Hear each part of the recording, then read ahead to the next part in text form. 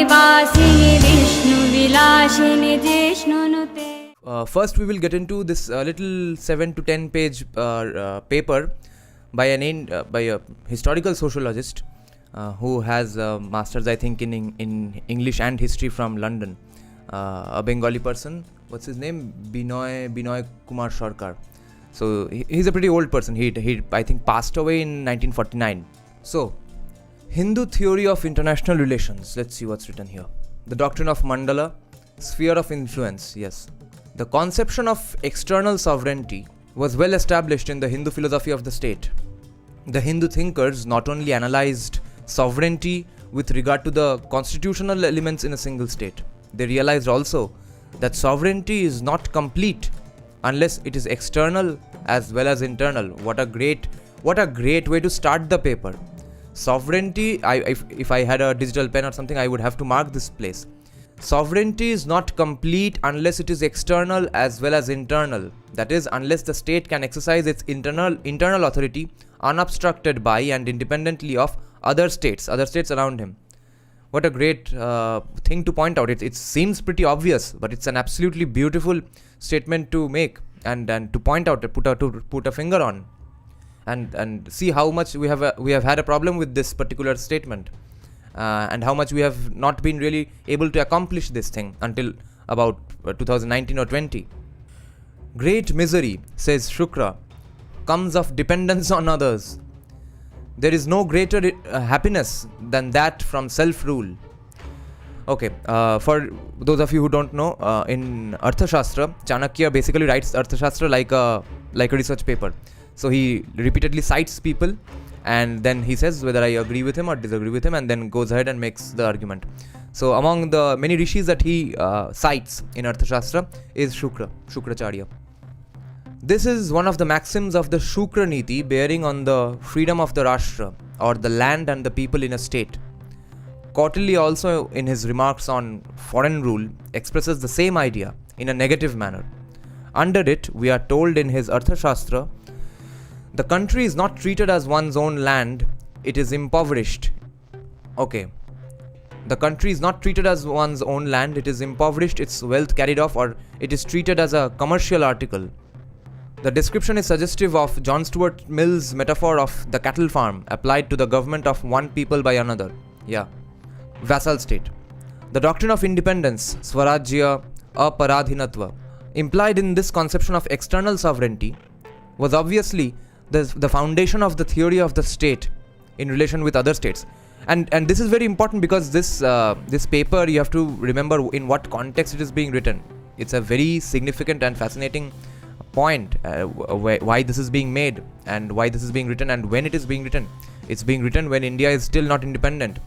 So this scholar is basically bringing out arguments from ancient Hindu scriptures, not random European ideas, not random Hindu-Muslim unity ideas. He's taking from the pool of ancient scriptures and ancient ideas and even ancient non-religious scriptures like Arthashastra to argue in favor of independence, when most congresses would not favor independence, at a time when people like Surendranath Banerjee, in whose name there is a famous college in Kolkata, people like him are saying that we don't want independence. Not only do we not want independence, it's not like we are indifferent to it. We actively don't want independence. We will oppose those who want independence. Those who want independence should be sent to an asylum. We should remain just another province under the United Kingdom government. We will be one of those kingdoms in the United Kingdom. So at such a time, this scholar is writing this paper. So the doctrine of independence implied in this conception of external sovereignty was obviously the foundation of the theory of the state in relation with other states. And it gave rise to certain categories of droit de gens or jus gentium, which normally influenced Hindu political thinking from at least the 4th century BC. These concepts can more or less be grouped under the doctrine of mandala, that is sphere or circle or influence, sphere or circle of influence, interests, ambitions, enterprise and whatnot. And see how much this is in line with what Desai Deepak argues, right? That वो PoK लेंगे कि नहीं, अखंड भारत होगा कि नहीं, that is secondary. First is you have to have some of your ethos, some of your influence in those places. My personal idea is that at least we need to have military bases in these countries, Bangladesh, Pakistan. Second is our cultural influence. They must not feel any enmity with Hindus or Hinduism at all. They have to explicitly say that we do not have any problem with Hinduism. It's a beautiful religion, but we just follow Allah. Unless they say at least this, there's no question of bringing these people into our country.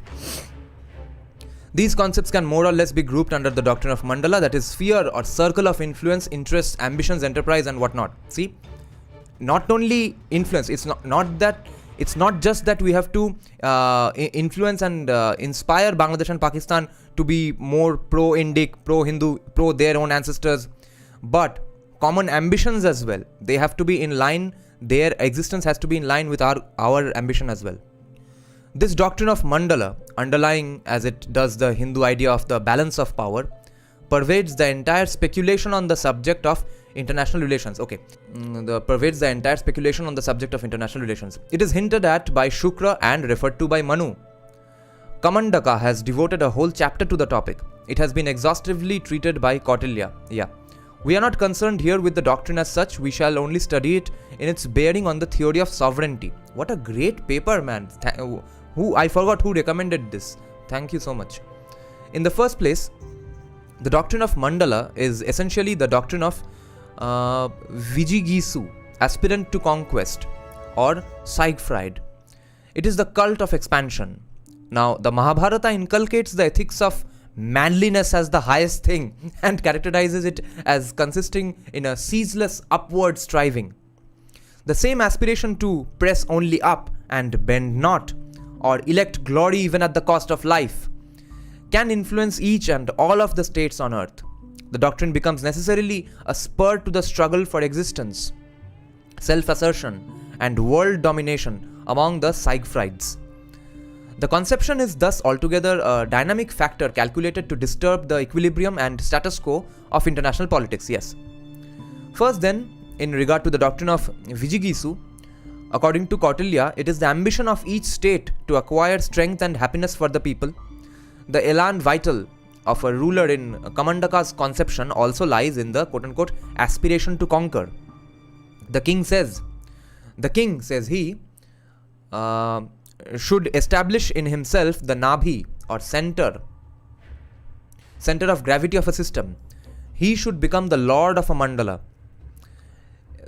In the circle of influence power, the closer circle of influence, concentric circles, of course. It is part of his duty to try to have a quote-unquote full sphere around him, just as the moon is circled by a complete orb. Exactly what even Abhijit Chavra has pointed out based on the nature of power, right? The full sphere is, of course, the circle of states related to the Siegfried as allies, enemies, and neutrals. I wonder if Abhijit Chavra knows that this idea, which he has read in a famous book called The Nature of Power. I wonder if he knows that these are also talked about in ancient Indian texts, that there is, and it's not just that you have to have 4 or 5 close, trustable people around you. It's specifically a circle, a mandala, sphere. Okay, sphere is goal, of course. So even ancient India specifically recommends a sphere of influence, close sphere of influence around the person, the king, and then it can go further and further with lesser influence, but there has to be a circle of influence. Perpetual preparedness must therefore be the first postulate of realpolitik in Hindu theory. Now, this is the idea that perpetual preparedness is why I'm always recommending decolonizing our self-defense laws, gun rights, easy to own firearms, easy to keep any weapons at home, and self-defense classes for at least handling 1 or 2 people on the streets. One should be ever ready with danda, the mailed fist, declares Manu naively. Quote, should always have one's might in evidence and policies well guarded, as well as be ever on the lookout for the enemy's holes. End quote. Further, one should, quote, bring to subjection all those elements that are obstacles to the career of triumph. Yes, bring to subjection, meaning those elements which are your obstacles in your career of triumph, they should become your subjects. They should not be over you, above you, be superior to you. The rationale of this preparedness is very simple indeed. It is as elemental as human blood itself. It goes without question in Shukra Niti that quote-unquote all rulers are unfriendly. Nay, they are, quote, secret enemies to those who are rising, vigorous, virtuous and powerful. What wonder in this, asks Shukra, and his solution is given in another query which carries its own answer vis-a-vis, quote, are not the rulers all covetous of territory, end quote. Such being the data of international psychology, Kamandaka frankly suggests that, quote, in order to do away with one's enemies, their kith and kin should be employed whenever possible. So it's like keep your friends close but keep your enemies closer. So employ the friends and family of your enemies. So you see, this seems to be something BJP is doing. Because is not poison outdone by poison, diamond cut by diamond, and the elephant subdued by the elephant. Fishes again swallow fishes. Similarly, relatives swallow relatives. The Ramayana is cited in the Kamandaki Niti for a corresponding precedent in diplomatic tactics. The fact is well known that in order to overthrow Ravana, his brother Vibhishana was exploited by Rama. The Vijigisu then cannot by any means afford to indulge in pious wishes or have faith in the utopian statecraft of idealistic dreamers. Lol. So casually anti-communist. This is so casually anti-Marxist, anti-woke. Okay, ये तो obvious है. This is obvious. This is just the order of the day. How can we believe in utopianism?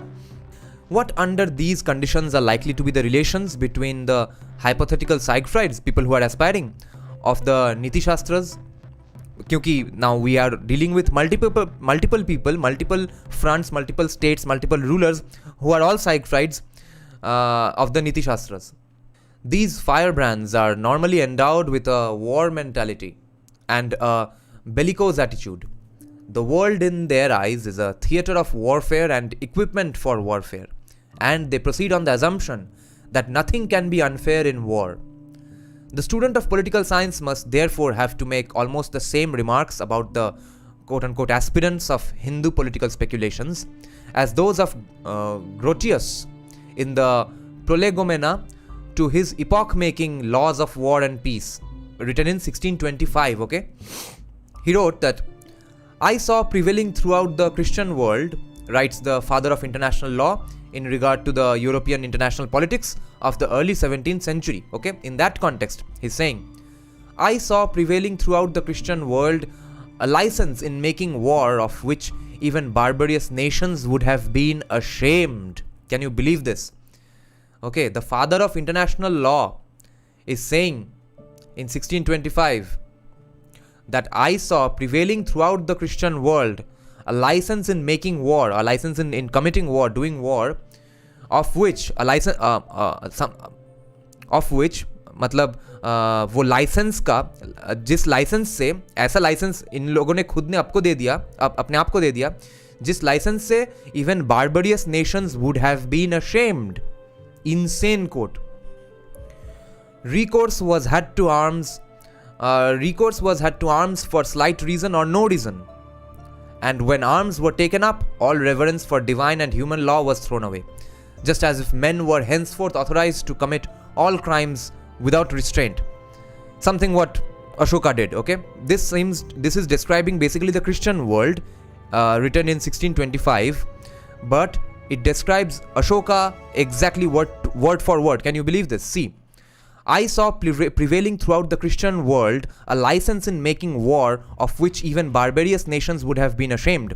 Recourse was had to arms for slight reason or no reason, and when arms were taken up, all reverence for divine and human law was thrown away, just as if men were henceforth authorized to commit all crimes without restraint. This is what Ashoka has always done. This is what Aurangzeb has always done. This is what basically all Mughal kings and all Muslim kings have always also done. The theorists who propounded the cult of Vijigisu would have been in good company with the philosophers of ancient Greece.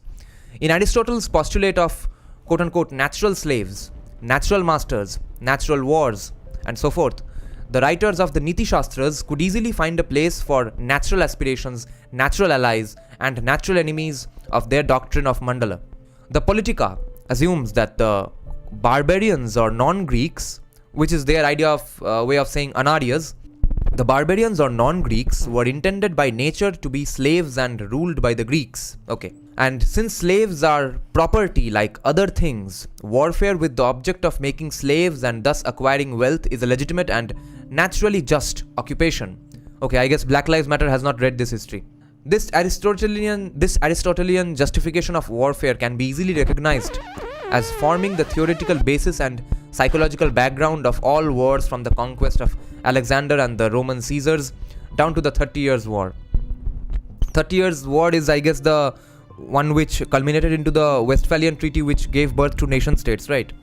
Furthermore, the methods and tactics of Christian Vigigisus, who are responsible for the expansion of Europe in Asia, Africa, and America, can all be traced to the dicta of the father of political science, though as a rule, moralists are apt to associate them with the teachings of Machiavelli's book called Prince, written in 1513.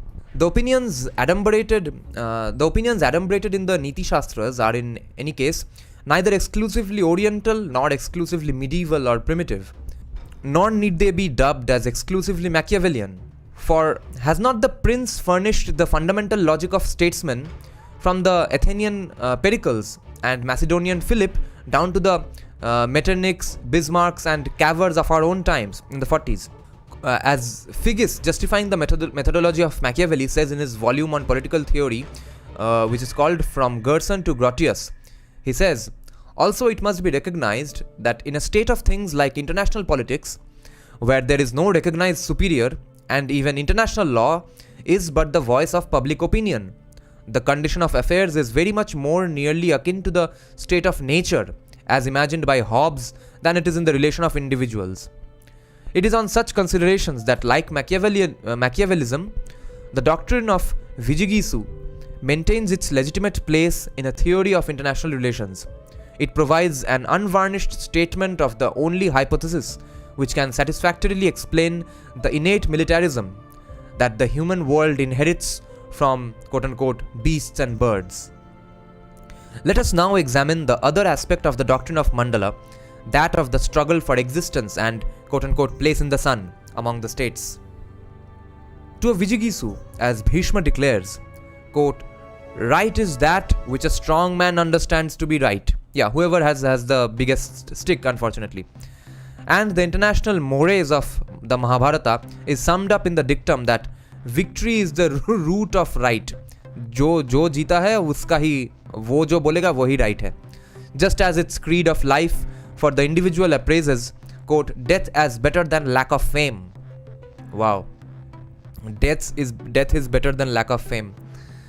How then is this quest of fame, victory or world domination to be regulated by each state in competition with the others? Are there any rules or methods by which the competing states may guide themselves in this conflict of aspirations? These constitute, in substance, a natural corollary to the doctrine of Vigigisu. The quote-unquote proper study of the Vigigisu, Kaiser Wilhelm, in passe, is, according to the Manu Samhita, his own and his enemies' spheres. Okay, the proper study of the Vigigisu is his Kaiser Wilhelm, is his own and his enemies' spheres. Okay, Kaiser. Do you all know this? That the word, this title called Kaiser is basically a wordplay of the concept of Caesar. Caesar became such an aspirational concept and an aspirational name, like our idea of Chakravartin. Unka ye tha Caesar. So that's why Caesar became Kaiser.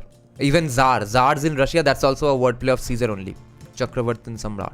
And how are those don't mean the same things, but in the way that it's an aspirational name to have in that way.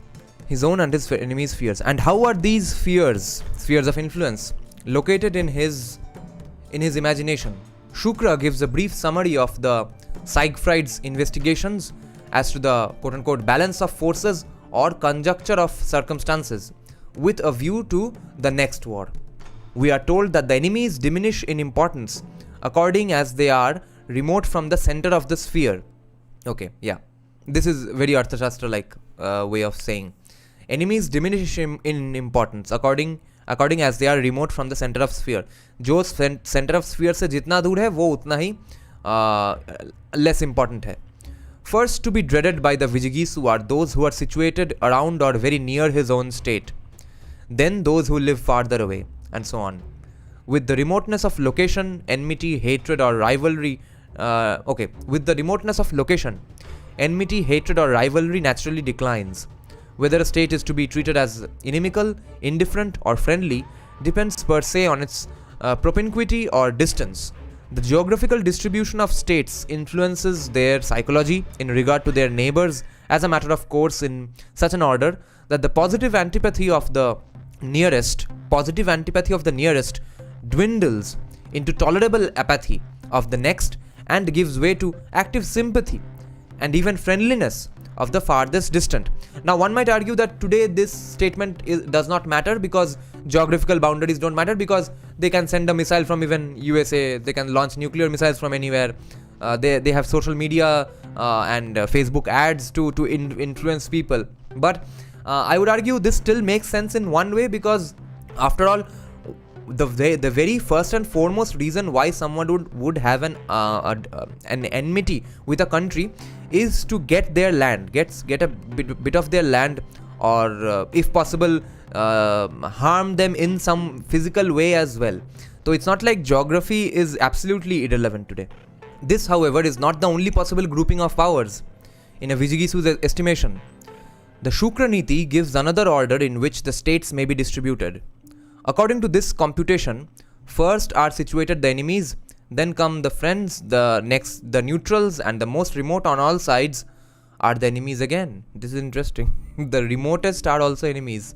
These are the elementary principles of international dealings, of which elaborate accounts are given in the writings of Kautilya and Kamandaka. The theory holds that there is a hypothetical tug of war always being fought between the Vijigisu and his Ari, the enemy, or Ari. These two are the combatants or belligerents. Along with these are to be counted another two states in order to furnish a logical completeness to the hypothesis. The quadrivium consists of the following members.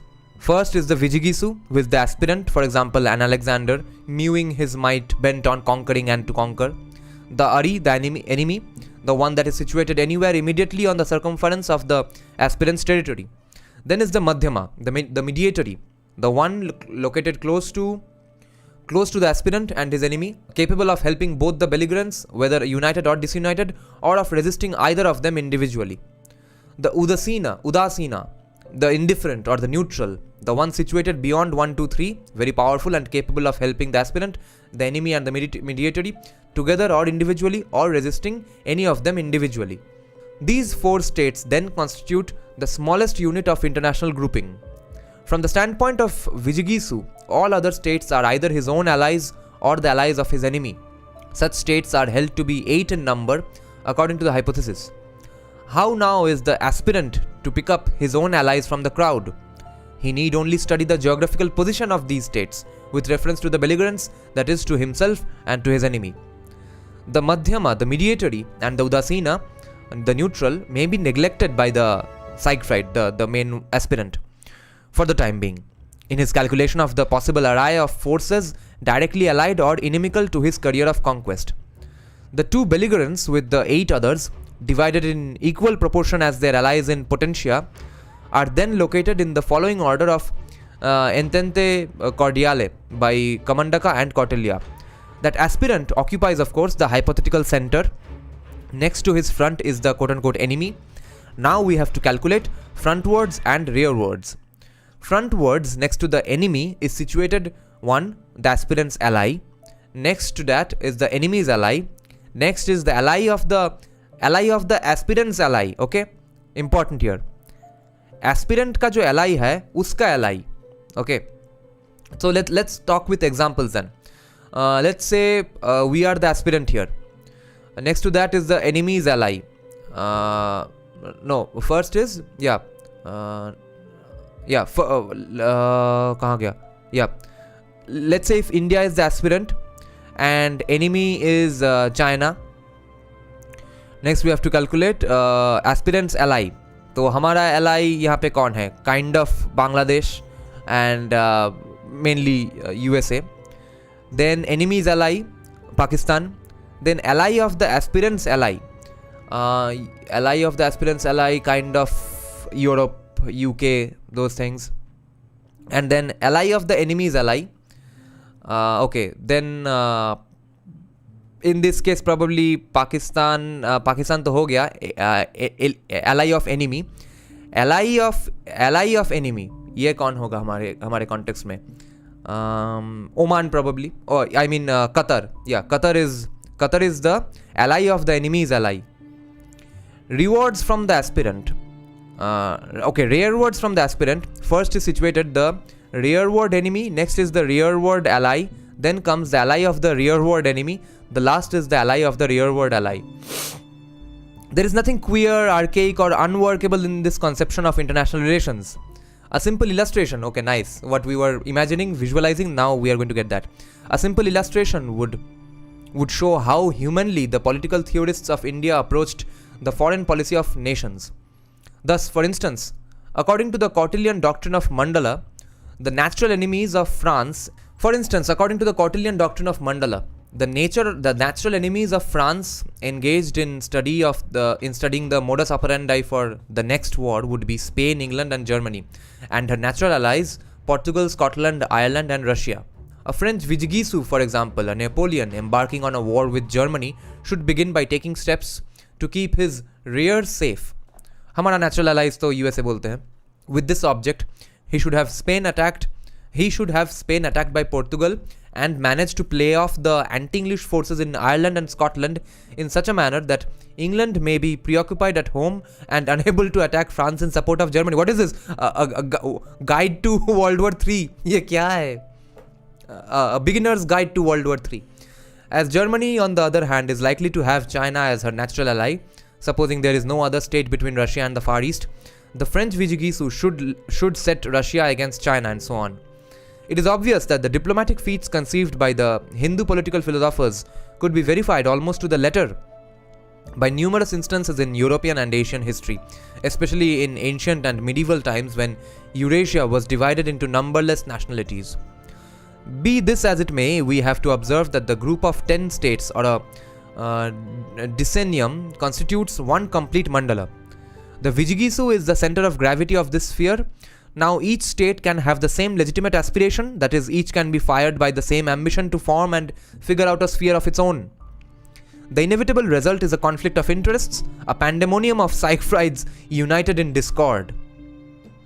The problem of statesmen in each state is to find out the methods of neutralizing the policies of others by exploiting the enemies of its rivals in its own interest.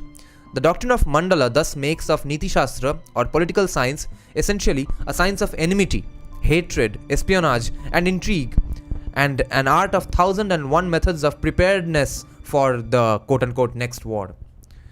We need not go into the details of the Mashtpolitik conceived in Kautilya's Arthashastra or in the sections on warfare in the Shukra Niti, but it is already clear that the doctrine of mandala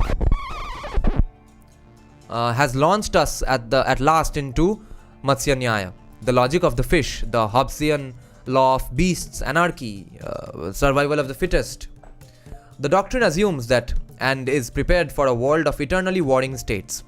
While quote-unquote internal sovereignty dawns as the logic of the fish sets, okay?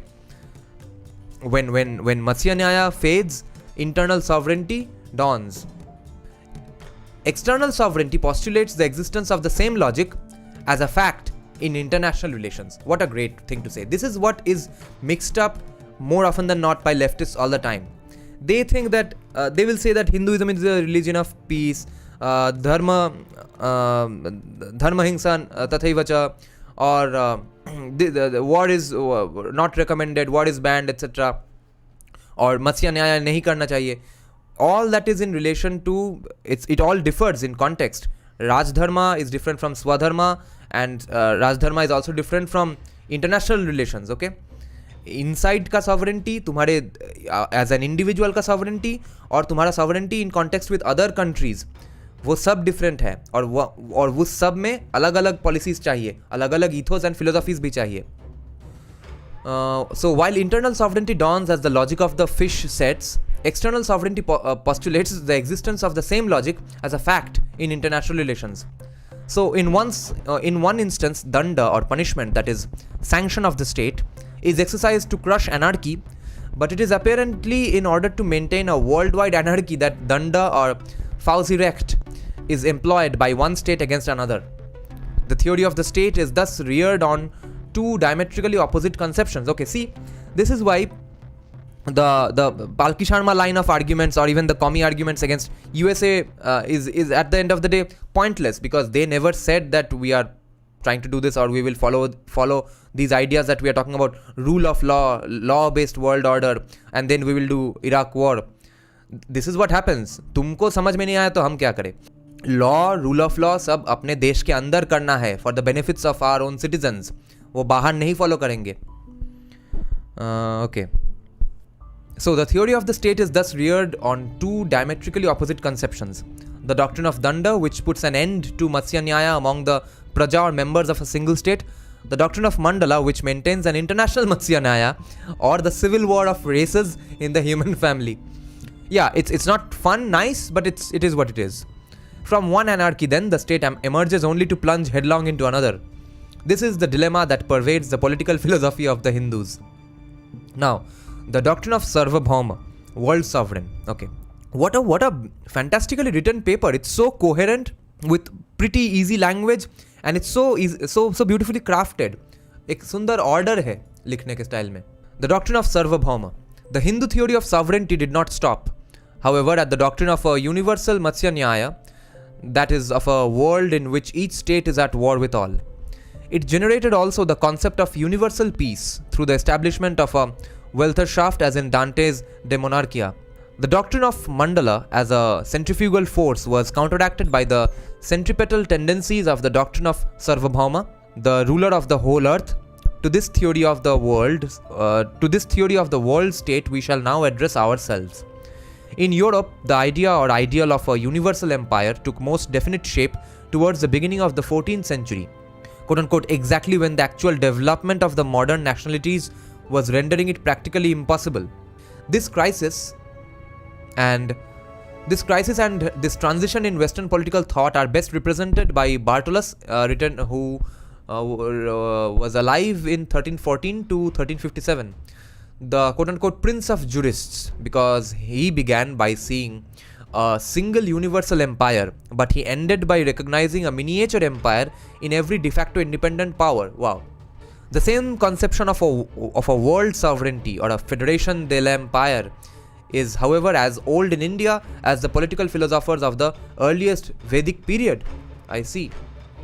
We read in the Aitareya Brahmana that monarchy at its highest should have an empire extending right up to the natural boundaries. It should be territorially all-embracing, up to very ends uninterrupted, and should constitute and establish one state and administration up to the seas. The ancient theorists were evidently thinking of the Indian continent as identical with the entire world. Okay, guys, this is an insanely important argument to be used for anyone who says India was created in 1947, or the British created 1947, or Kashmir has never been an integral part of India, and that is a historical fact. See, this is the argument.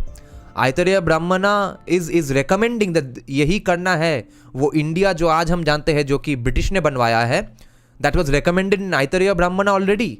Interesting.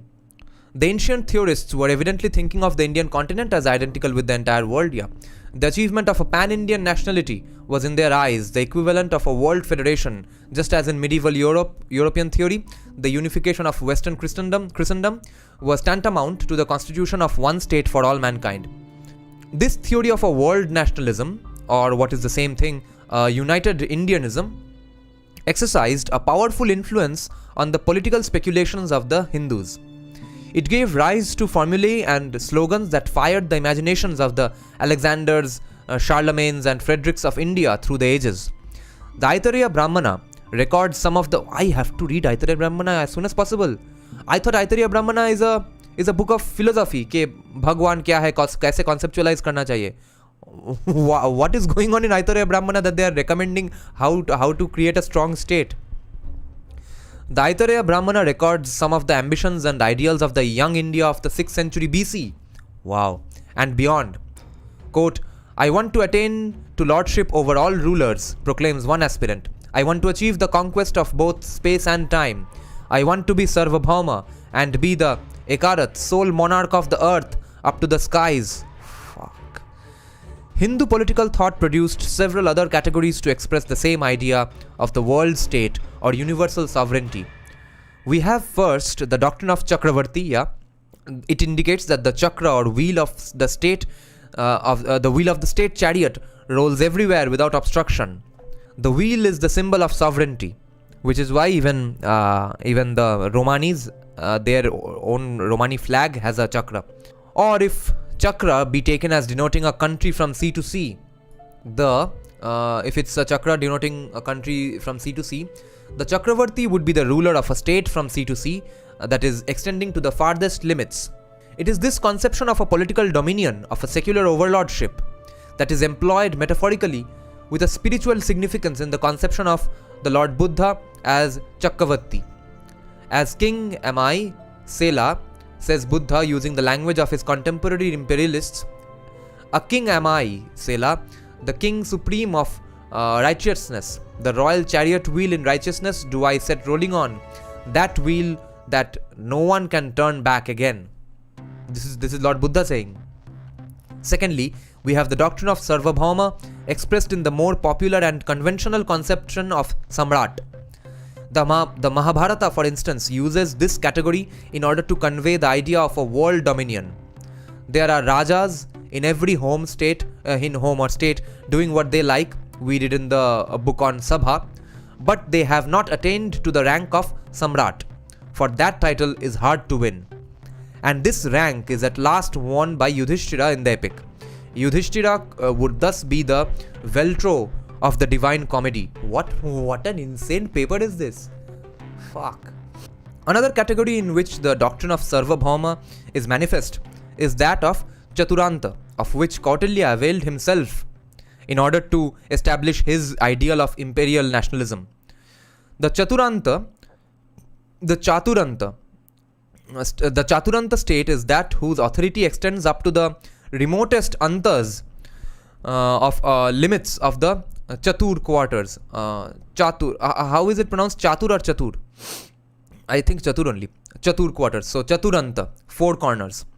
The rulers of such a state, Ananyam Prithivim Bhumkte, that is, enjoys the whole earth with none to challenge his might. In the Arthashastra, he is known also as Chakravarti. For territory of such a Chaturanta is called Chakravarti Kshetra, dominion of a Chakravarti. The Sarvabhauma, the Chakravarti, the Samrat or Chaturanta of Hindu political theory is identical with the Dominus Omnium or Lord of Universitas Quaedam in Bartolus' terminology, the Hongti of the Chinese. Okay, so he's arguing that it's a pretty common way to think of the world. The Huangti of the Chinese. He is, quote unquote, the monarch of all I survey. He rules a state whose limits extend from sea to sea, Asamudra Kshitisa. And his chariots have free passage up to the skies, Anakaratha Vartma. As Kalidas, the Virgil of India, puts it in his Raghuvamsa, the house of Raghu. Oh, yeah, that's what we read. The pretensions of the doctrine of Sarvabhauma thus bear close analogy with the universal authority claimed by Hildebrand in 1075 AD for the papacy, or with that rival conception of his opponents, the Ghibellin imperialism of the Hohenstaufens. Herein is to be perceived the Hindu counterpart of the doctrine, albeit from the monarchical angle, of a single state for entire humanity, the futurist version of which has embodied itself from time to time in the visions of permanent peace, or in the pious wishes for a parliament of man, or for the now popular League of Nations. The doctrine of Sarvabhauma does not stand alone in Hindu political philosophy. It is backed up by several other concepts of which may be regarded as its logical feeders. First is the concept of the gradation of rulers in the scale of sovereignty. The Rig Veda, the Shatpat Brahman, and other ancient documents recognize a hierarchy or graded rank of states from the lowest unit up. According to the Aitareya Brahmana, the smallest nationality is a Rajya. From this rung, the ladder gradually takes us through higher or larger powers like the Samrajya, Swarajya, Vairajya and Maharajya, up to the greatest power known as Adhipatya. Another scale of small nationalities, medium states and great powers is furnished in the following schedule of the Shukraniti. Okay, let's see. Samanta, annual income in silver, Kadu, what's the word? I can't see it from here. This does not zoom further. That's one problem with JSTOR. So Samanta 1 to 300,000, Mandalika, Raja, Maharaja, Swarat, Samrat, Virat, Sarvabhauma, 500 million and up. I see. The Sarvabhauma is further described as being that ruler, quote unquote, to whom the earth with its 7 islands is ever bound. This concept of a scale of nationalities or a rank of states as first class powers or great powers and small nations or the like according to income and title is essentially linked up in Hindu theory with the concept of political yagyas, sacrifices and rituals which are fully described in the Brahmanas. The Gopatha Brahmana, is this Gopatha or Gopatha? The Gopath Brahman says that Prajapati became Raja by Rajasuya sacrifice, Samrat by Vajapaya sacrifice, Swarat by Ashwamedha sacrifice, Virat by Purushamedha sacrifice and so forth. We need not go into the details of these rituals. We have only to note that not every ruler is entitled to perform any and every sacrifice. Each sacrifice has its own value or mark of sovereignty attached to it. The dignity, might and rank of states being dependent on the character of the sacrifices performed. According to the Shatpath Brahmana again, the office of the king is the lower and that of the emperor the higher. Okay, this is the difference between an emperor and a king. Okay, the office of the king is the lower and that of the emperor is the higher. And therefore, one becomes king by offering Rajasuya and by the Vajapaya one becomes emperor. But the Rajasuya is known to be the highest sacrifice in the Taittiriya Brahmana. For according to this work, it can be performed only by universal monarchs exercising sovereignty over a large number of princes as the lord of an imperial federation. I see. The Aitareya Brahmana also says that by virtue of the Rajasuya, Janamejaya, Saryata and 10 other rulers subdued the earth and became paramount sovereigns. In the Apashtamba Shrauta Sutra, however, Ashwamedha, horse-killing sacrifice, possesses the greatest dignity, for it can be performed by a Sarvabhauma, the ruler of the whole earth. It is obvious that authorities differ as to the relative importance of the political sacrifices, okay? It is obvious that authorities differ as to the relative importance of the political sacrifices. हमारा तो कुछ में consensus नहीं होता है. But all are united in the concept that the rituals have a state value on their face and that it is the greatest power or the largest nationality alone that is entitled to the highest sacrifice, be it Rajasuya or the Ashwamedha or whatnot. The concept of yagya, like that of the scale of the states, is therefore an important element in the theory of Welherschaft, world monarchy or federated universe embodied in the doctrine of Sarvabhauma. Purushamedha. Okay. Virat by, one becomes Virat by doing Purushamedha. Okay. Now, Rajarshi Nandi has said that Purushamedha, if at all Purushamedha means human sacrifice, then it was done only for some rival kings or prisoners of war or something like that. I guess. I don't know about Purushamedha, whether it's human sacrifice or not. Last but not least in importance as a foundation for the doctrine of Sarvabhauma is the concept of Digvijaya or conquest of the quarters. It implies that there is no longer a mere Vijigisu or aspirant awaiting his chance, mewing his might or watching the conjecture for the next war. The Siegfried has conquered the quarters of the globe. He has realized his highest ambitions. Realized meaning जो करना था कर लिया है. The wheel of his chariot has rolled to the very extremities of the world, and there is none to question his power and prestige. All rival states have been subdued by him. He has brought them to subjection almost in the manner that Napoleon wished when he said in 1804 that there will be no rest in Europe until it is under a single chief, an emperor who shall have kings for officers, who shall distribute kingdoms to his lieutenants, and shall make this one king of Italy, that one of Bavaria, this one ruler of Switzerland, that one governor of Holland, each having an office of honor in the imperial household. Digvijaya has conferred on the Vijigisu the chiefship of such a Napoleonic League of Nations, what basically USA is today. It is under these conditions of a quote-unquote conquest of the quarters that the hero of the Raghuvamsa is authorized to celebrate the Vishwajit, indicating world subjugation sacrifice, at the end of his Alexandrine exploits. Digvijaya brings about a situation in which there is absolutely no scope for the doctrine of mandala or international Matsya Nyaya.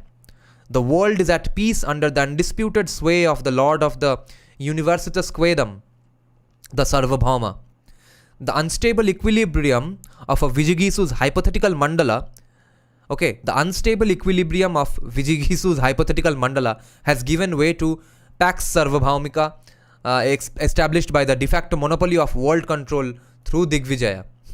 Yeah, there is an unstable equilibrium of Vijigisu's hypothetical mandala, because who knows when that mandala keeps evolving and if people who you did not think were threats become your threats. So उससे अच्छा है कि PACS सर्वभौमिका Digvijay बन जाओ.